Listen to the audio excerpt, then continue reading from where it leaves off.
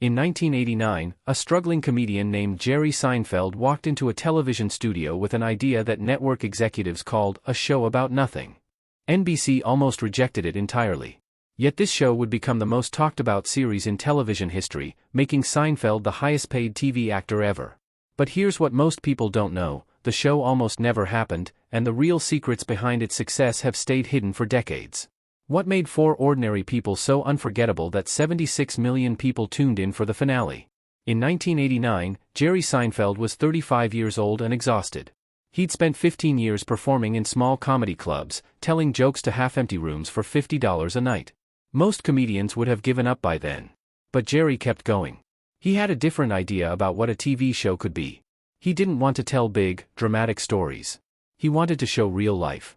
The mundane stuff. The everyday moments that nobody thought were important enough for television. He pitched this idea to NBC. The network executives listened politely, then rejected him. They said it wouldn't work. Nobody wants to watch a show about nothing, they told him. People want drama. They want conflict. They want heroes and villains. But Jerry believed something different. He believed people wanted to laugh at life itself. Brandon Tartikoff, the head of NBC at the time, almost killed the project before it started. He thought it was too weird. Too different. The network had invested in family sitcoms and action dramas. A show about a comedian and his friends talking about life seemed pointless. Yet Tartikoff made one decision that changed everything. He gave it a shot. Just one season. 13 episodes. The budget was tiny. The production was rushed. Jerry worked with writer Larry David to create something nobody had ever seen before. They didn't have big musical numbers or elaborate sets. They had 4 people in an apartment and a coffee shop. They had conversations about nothing important. They had jokes about buttons, cereal, and parking spots. But nobody expected what happened next. The first episode aired on July 5, 1989, and it barely made an impact. The ratings were decent but not amazing. Experts said the show would be cancelled within weeks. Television critics didn't understand it. Some called it confusing. Others said it was boring. Network executives were nervous. They'd taken a huge risk on something so different, and it wasn't working immediately. Yet something strange was happening. People were talking about it. The truth about Seinfeld's first season is this: it was on life support. NBC scheduled it in terrible time slots. They moved it around constantly. One week it aired at 9:30 p.m. The next week at 8 p.m. Then back to 9:30. The network didn't believe in it, so they buried it in the schedule. Viewers couldn't find it. Even if they wanted to watch, they didn't know when it was on. This was before DVRs, before streaming, before people could just pull up a show whenever they wanted. If you missed it, it was gone. The cast felt the pressure immediately. Julia Louis-Dreyfus, who played Elaine, was known from Saturday Night Live. Jason Alexander and Michael Richards were talented but not famous. Jerry Seinfeld was the only one with real name recognition, and even that was limited to people who went to comedy clubs. They were all scared. Really scared. This could be the end of their careers before they even started. Behind the scenes, arguments erupted constantly. Larry David, the co-creator and head writer, had a very specific vision for the show. It had to be real. It had to be honest. Comedy came from truth, not from fake situations. But the network wanted more traditional storylines. They wanted characters to grow and learn lessons. That's what sitcoms did. That's what audiences expected. Larry David refused. He fought for his vision fiercely. Jerry Seinfeld supported Larry completely. This was crucial. If Jerry had sided with the network, the show would have become just another sitcom. But Jerry understood that Larry's instinct was correct. People were tired of the same old formulas. They wanted something different, even if they didn't know it yet. The first season ended, and cancellation seemed certain. The ratings weren't strong enough. The critics still didn't understand it. NBC had to make a decision: invest in season 2 or pull the plug. But then something unexpected happened. A small group of people started talking about the show obsessively. They rewatched episodes. They quoted the jokes to their friends. They argued about whether George or Elaine was funnier. The show had developed something that money couldn't buy. It had developed a cult following. But nobody at NBC could predict what this small group of devoted fans would eventually become. Season 2 arrived quietly in 1991. The network still didn't believe in it. They gave it a slightly better time slot, but only because they had nothing better to put there. The budget was still tiny. The sets were still basic. But something magical happened when the cameras started rolling again. The cast had chemistry now. They'd learned how to work together. The writers had found the voice of the show. Every joke landed harder. Every scene felt more real. Then came the episode that changed everything. It was called The Chinese Restaurant, and it aired on February 6, 1991. In this episode, the four main characters simply sit in a restaurant waiting for a table. That's it. Nothing happens. They don't get seated. They just talk. They argue about trivial things. They make observations about life. There's no big plot twist. No dramatic revelation. Just four people being themselves. Television critics were confused. Some said it was the worst episode of television they'd ever seen. Others said it proved the show was pretentious garbage. But something happened in homes across America that night. People laughed. Really laughed. Not at jokes written to get applause, but at real moments of human behavior. People recognized themselves in these characters. They recognized their friends. They recognized their own conversations. The episode became legendary. It's still considered one of the greatest episodes of television ever made. But here's what most people don't know: NBC almost didn't air it. The network thought it was too boring. They wanted the writers to add a plot. They wanted something to happen. Larry David refused. He said the episode was perfect as it was. He threatened to quit if they changed it. Jerry Seinfeld backed him up again. This was the pattern that saved the show. Whenever the network pushed back, Jerry stood firm with Larry. Without that partnership, Seinfeld would have become just another forgettable sitcom. After The Chinese Restaurant, everything shifted. Suddenly, people were watching on purpose. They weren't just finding it by accident. They were tuning in specifically for Seinfeld. They were telling their friends. They were becoming obsessed. The ratings climbed slowly but steadily. By the end of season 2, the show was becoming undeniable. Yet the cast still had no idea how massive this would eventually become. The third season arrived in 1992, and suddenly Seinfeld was everywhere. People quoted it at work. Kids in schools repeated the jokes. It became part of the cultural conversation. The show had tapped into something universal. It wasn't about big dramatic moments. It was about the small frustrations of everyday life. Waiting in line. Dealing with annoying coworkers. Trying to find parking. Breaking up with someone. These were moments everyone experienced, but nobody had ever made funny television about them before. The network finally believed. They gave the show better time slots. They increased the budget. They started promoting it properly. But something important happened during this explosion of popularity. The cast's lives changed forever, and most of them weren't prepared for it. Julia Louis-Dreyfus couldn't go to a grocery store without people recognizing her. Michael Richards, who had been a jobless actor just years before, was suddenly famous. Jason Alexander went from struggling to getting recognized everywhere. Jerry Seinfeld became a celebrity at a level he'd never imagined. The pressure intensified. Now there were expectations. Now every episode had to be perfect. The stakes were higher than ever before. If an episode failed, millions of people would notice. The writers felt it. The actors felt it. Everyone on set knew they were creating something special, and that knowledge was both thrilling and terrifying. Behind the scenes, tensions grew. Larry David and Jerry Seinfeld had creative disagreements more frequently. The show's success meant more voices demanding input. Producers wanted certain storylines. Network executives had opinions. The writers wanted to push boundaries. Everyone had ideas about where the show should go. But somehow, through all this chaos, the show stayed pure. It stayed true to its original vision. By 1993, Seinfeld wasn't just a TV show anymore. It was a phenomenon. It was the show everyone watched. It was the show everyone talked about. It was the show that other shows tried to copy. But nothing else came close. Seinfeld had created something completely original, and the world was finally paying attention.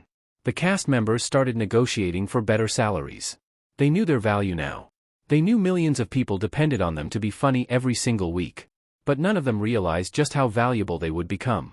By 1997, Seinfeld had become the most profitable television show in history. But the cast wasn't being paid like superstars. Not yet.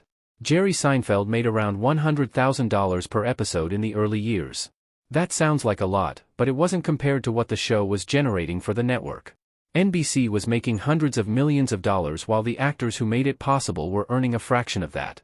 Then came the negotiation that changed everything. In 1997, as the show entered its 9th season, the cast decided to negotiate together. They hired an agent named Don Buchwald to represent all four of them. This was unusual. Normally, actors competed against each other for better deals. But Julia Louis-Dreyfus, Jason Alexander, Michael Richards, and Jerry Seinfeld decided to stand as one unit. They said either all four got paid fairly, or none of them would continue. It was a massive gamble. The network could have replaced them. They could have tried to find new actors to play these iconic roles. But NBC knew the truth: there were no replacements. These four people were Seinfeld. Without them, the show was nothing. The network had no choice but to negotiate seriously. The result was shocking. By the final season, each cast member was earning $1 million per episode. That's roughly $24 million per season for each actor. Jerry Seinfeld was making even more because he was also a producer on the show. His total earnings from Seinfeld would eventually reach over $900 million. He became the highest-paid TV actor in history. Not just at that time, but in the entire history of television up to that point. But here's what most people don't know: Jerry Seinfeld gave up something massive to make this happen. He could have negotiated just for himself. He could have demanded even more money by threatening to leave. Instead, he stood with his castmates. He made sure they all benefited together. This decision defined who he was as a person and as a leader. The money was real, but the stakes were even bigger. By 1998, everyone knew the show was ending soon. Seinfeld had said he wanted to end it while it was still at its peak. He didn't want it to fade away slowly. He didn't want viewers to get tired of it. The final season would be the most watched and most discussed television event in years. The final season of Seinfeld was emotional and complicated in ways the public never fully understood. The cast knew they were saying goodbye to something that had defined their lives for 9 years. They'd grown up together on camera. They'd become family. But they were also ready to move on. Everyone had different reasons. Julia Louis-Dreyfus wanted to pursue other acting opportunities. She felt she'd been defined by Elaine for so long that she needed to prove she could do other things. Michael Richards worried that staying too long would typecast him forever. Jason Alexander had similar concerns. Jerry Seinfeld simply wanted to end it while people still wanted more. He believed that leaving at the right moment was more important than squeezing out extra seasons and watching the show decline. But the tension behind the scenes was real. Larry David had left after season 8 to work on other projects. The show's final season was run by different writers and producers. Some people on set felt like the show wasn't the same without Larry. There were arguments about jokes. There were disagreements about storylines. The creative energy that had made the show magical in earlier seasons felt strained. Yet the audience had no idea about any of this. To viewers at home, the final season was still funny. Still clever. Still essential television. The cast was a professional enough to deliver their best work even when things were difficult behind the scenes. That's the mark of true performers. The finale was shot in front of a live studio audience on April 14, 1998. Over 1,000 people were packed into the studio. The cast performed knowing this was the last time they would ever do this together. The last time Jerry would step onto that apartment set. The last time Elaine would walk through that coffee shop. The last time George would sit in that booth.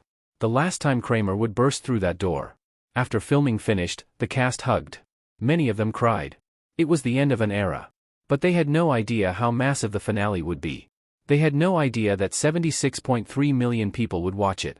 They had no idea it would become one of the most important television events in American history. The finale aired on May 14, 1998, and the entire country watched. But what happened after the finale shocked everyone, including the cast themselves. May 14, 1998. That's the date that will live forever in television history. The Seinfeld finale aired at 9 p.m. Eastern Time, and America stopped. People gathered in living rooms. Bars were packed with fans watching together. Offices had closed early so employees could go home and watch. This wasn't just a TV show ending. This was a cultural moment. The finale had been hyped for weeks. Speculation about how it would end dominated conversations everywhere. The finale itself was controversial. The show ended with all 4 main characters in jail. That's right. After 9 seasons of hilarious observations about life, the show ended with them arrested and imprisoned. Some people loved it. They said it was the perfect ending because it showed that these characters, despite being funny, were fundamentally selfish. They'd spent 9 years talking about themselves and not caring about anyone else. The ending was a judgment on their behavior. Other people hated it. They felt betrayed. They wanted a happy ending. They wanted closure. They wanted to see the characters grow and learn and become better people. Instead, they got prison bars and finality. The ending sparked massive debate. People argued about it for months. Some said it was genius. Others said it was a mistake. The controversy only made the finale more talked about. What most people don't know is that the finale was intentionally divisive. The writers wanted people to feel something strong. Whether that feeling was satisfaction or anger didn't matter. They wanted the show to end in a way people would never forget. And they succeeded completely. The ratings were staggering. 76.3 million people watched the finale. That's more than half of all Americans with television access. It remains the most watched series finale in television history. Only the Super Bowl and some major sporting events get higher viewership. For one night, Seinfeld was bigger than anything else on television or in American culture. But here's what shocked everyone: the aftermath. The next day, people were devastated. They felt like they'd lost something important. They didn't know what to watch next.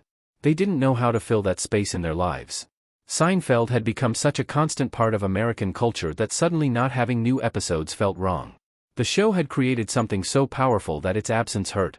Yet the impact of Seinfeld was far from over. In fact, it was only beginning. After Seinfeld ended, something unprecedented happened. Instead of fading away like most TV shows, Seinfeld became even more popular. Syndication deals were massive. Networks paid enormous amounts of money to air reruns. TBS paid $500 million for 5 years of syndication rights. That's more money than some shows made during their entire run. People started watching episodes they'd already seen multiple times. They quoted jokes they'd memorized years ago. Seinfeld became timeless. Young people who weren't even born when the show aired discovered it and became obsessed. They watched entire seasons on DVD. Then on streaming services. Then on Netflix.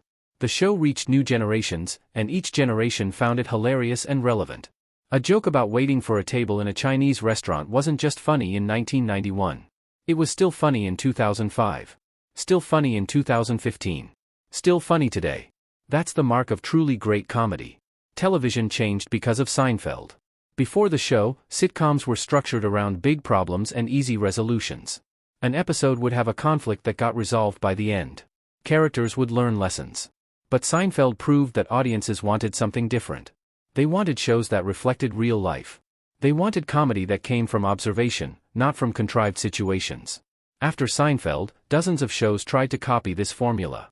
Most failed because they didn't understand what made Seinfeld special. The show also changed how actors negotiated with networks. Before Seinfeld, actors were grateful to have jobs. They accepted whatever networks offered. But after the cast of Seinfeld showed that they could negotiate together and win massive contracts, other actors followed suit. Salaries for TV actors increased dramatically. The cast of Friends, which premiered after Seinfeld, was able to negotiate $1 million per episode much faster because Seinfeld had already proven it was possible. Jerry Seinfeld's career exploded after the show ended. He returned to stand-up comedy, performing in sold-out arenas. He signed massive deals for comedy specials. His net worth eventually exceeded $1 billion. He became one of the wealthiest entertainers in the world. But he never forgot where it all started. He credited the show and his castmates constantly.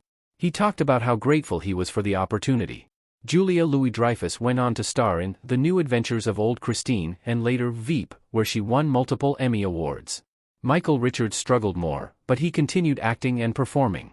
Jason Alexander worked steadily in television and theater. All 4 cast members built successful careers after Seinfeld, but nothing would ever match the cultural impact of those 9 seasons.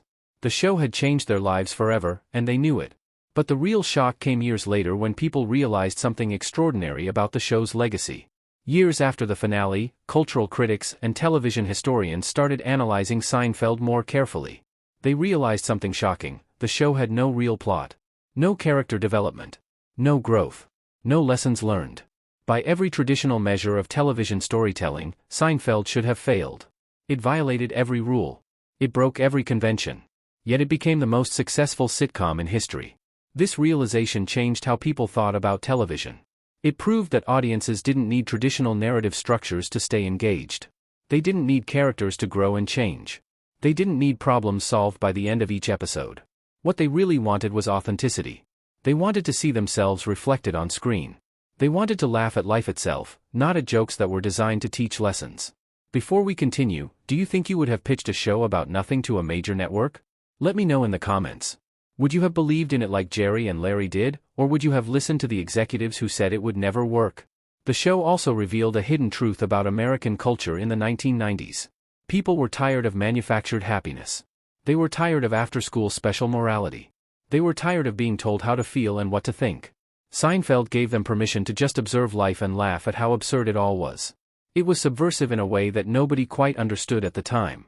Another shocking discovery emerged: the show's impact on comedy itself. Stand-up comedians studied Seinfeld obsessively. They learned that observational humor, when done correctly, could be more powerful than jokes with punchlines. They learned that watching someone notice the mundane details of life could be hilarious. Thousands of comedians built their entire careers on this principle. Jerry Seinfeld had revolutionized comedy without anyone really understanding how he did it. The show also influenced how people talk in real life. Phrases from the show entered everyday vocabulary. Not that there's anything wrong with that. Master of your domain. Close talker. High talker. Yada yada yada. These weren't just funny lines from a TV show. They became part of how Americans actually communicated. The show had shaped culture so deeply that it changed the language itself. If you're enjoying stories that reveal what really happened behind the headlines, make sure you subscribe because the next part of this story reveals secrets about what the cast members have said about each other in recent years that you've probably never heard. The legacy of Seinfeld kept growing and growing, touching every aspect of television and entertainment that came after it. Decades after the show ended, the cast members started opening up about their real experiences. In interviews and memoirs, they revealed things they'd never said publicly before. Julia Louis-Dreyfus talked about the incredible pressure of being the only woman in the main cast. She said there were times when she felt isolated, when the three male cast members would bond over things she wasn't part of. She also revealed that she fought hard for Elaine to be more than just the love interest. She wanted Elaine to have her own personality, her own storylines, her own independence. The network initially resisted this. They wanted Elaine to be defined by her relationships with men. Julia refused to accept that, and she won. Michael Richards revealed something even more personal. He talked about struggling with depression and anxiety during the show's run. He said that being famous so suddenly was overwhelming. One day he was a struggling actor, and the next day he was recognized everywhere. He couldn't go to restaurants without people staring. He couldn't have private moments. The fame was suffocating at times. But he also said that his castmates were supportive. They understood the pressure because they were experiencing it too. Jason Alexander discussed the strange experience of being defined by one character forever. He said people would approach him expecting him to be George Costanza in real life. They wanted him to be as neurotic and anxious as the character. When he wasn't, they seemed disappointed. He had to work hard to establish his own identity separate from George. It took years, and some people still can't see him as anyone else. Jerry Seinfeld revealed that he almost quit the show multiple times.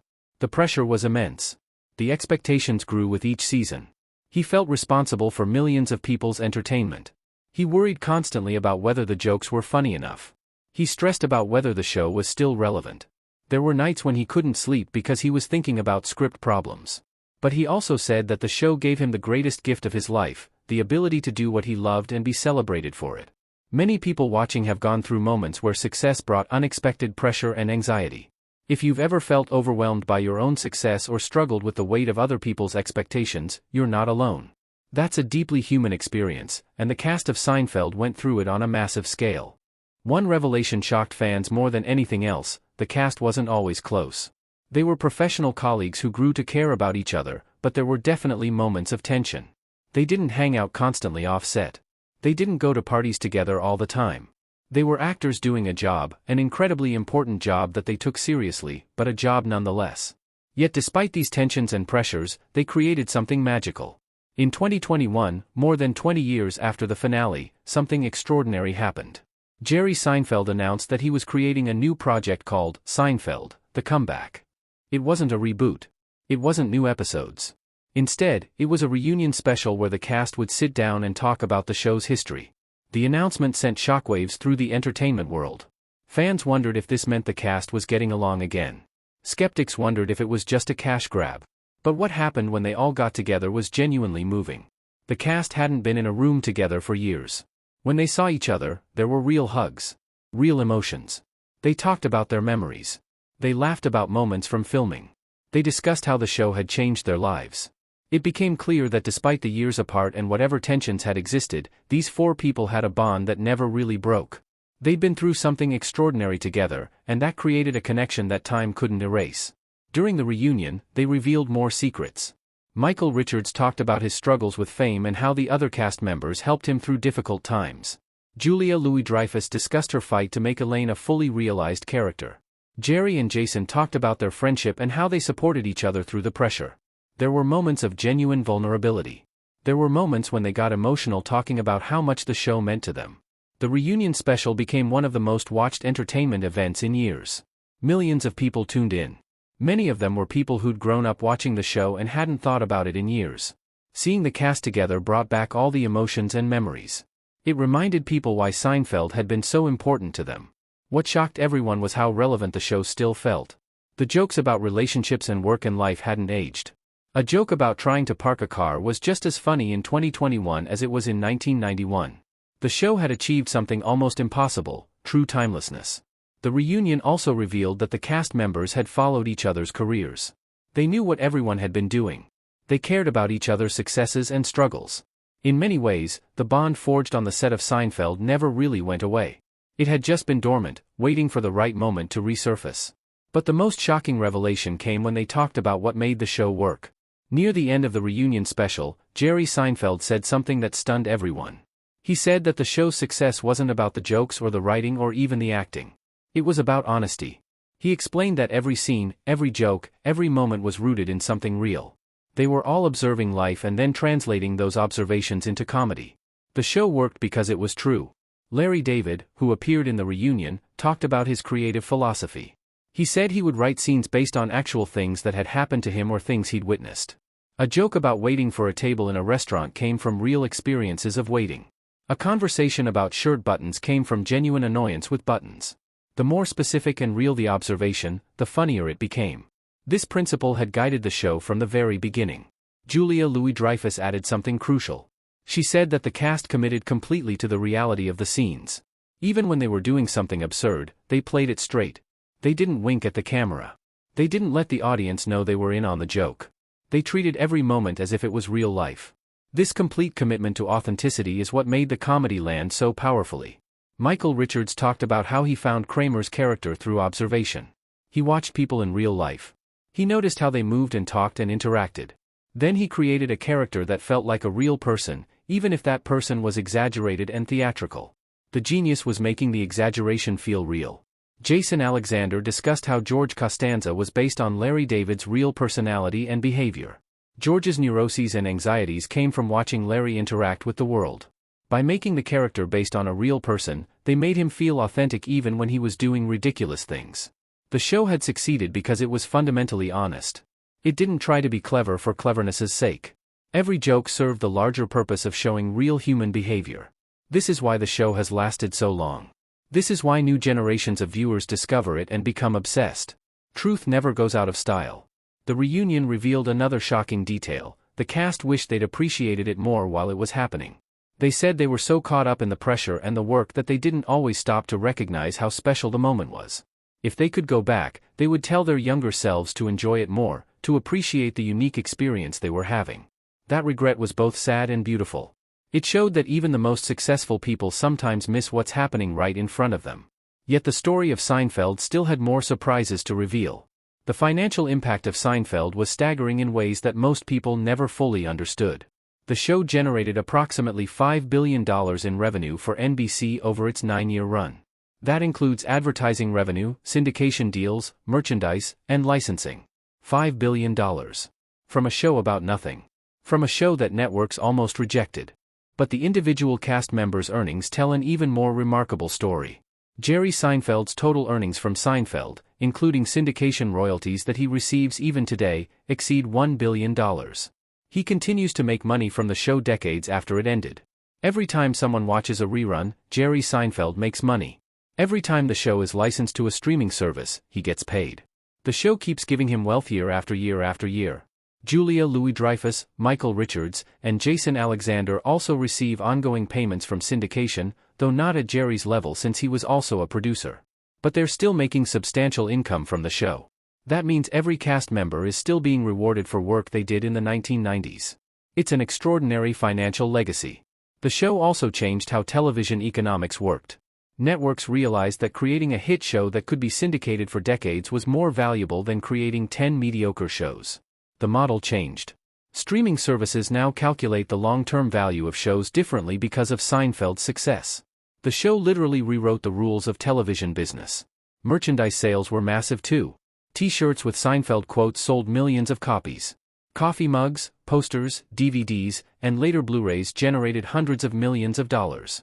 When the show appeared on Netflix in 2021, it reportedly cost the streaming service $500 million for 5 years of rights.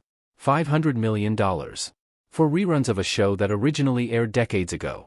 What shocked financial analysts most was the staying power. Usually, TV shows decline in value over time. Reruns become less valuable as they age. But Seinfeld defied this pattern completely. The show became more valuable, not less. Each passing year brought new viewers. Each new generation discovered it and became obsessed. The cultural relevance never faded. This financial success had real consequences. It changed how studios valued their creators. It showed that comedians could become billionaires through television. It demonstrated that quality and originality could generate more money than formulaic content. Jerry Seinfeld proved that you didn't need violence or drama or romance to make successful television. You just needed truth and excellent writing. The financial legacy also created pressure for future shows. Studios now looked for the next Seinfeld. They tried to replicate the formula. But they consistently missed the point. They thought it was about the premise or the characters. They didn't understand that it was about the commitment to honesty and quality. But this story isn't the only mystery that remained unsolved in television history. Even after all these years, some questions about Seinfeld have never been fully answered. One of the biggest mysteries is whether the show could have continued successfully. Jerry Seinfeld insisted on ending it at 9 seasons. He believed that was the perfect length. But would audiences have continued watching if the show had gone to 10 seasons? 12 seasons? 20 seasons? We'll never know because Jerry made the choice to end it while it was still at its peak. Some television historians argue this was the smartest decision ever made. They say that ending at the height of success is what allowed Seinfeld to remain perfect in people's memories. If the show had continued and eventually declined, people would remember those later seasons negatively. By ending when he did, Jerry ensured that the entire run would be remembered fondly. Every episode would be part of a complete masterpiece rather than part of a show that overstayed its welcome. But others wonder what might have happened if the show had continued. Would the characters have evolved? Would the writers have found new directions to take the show?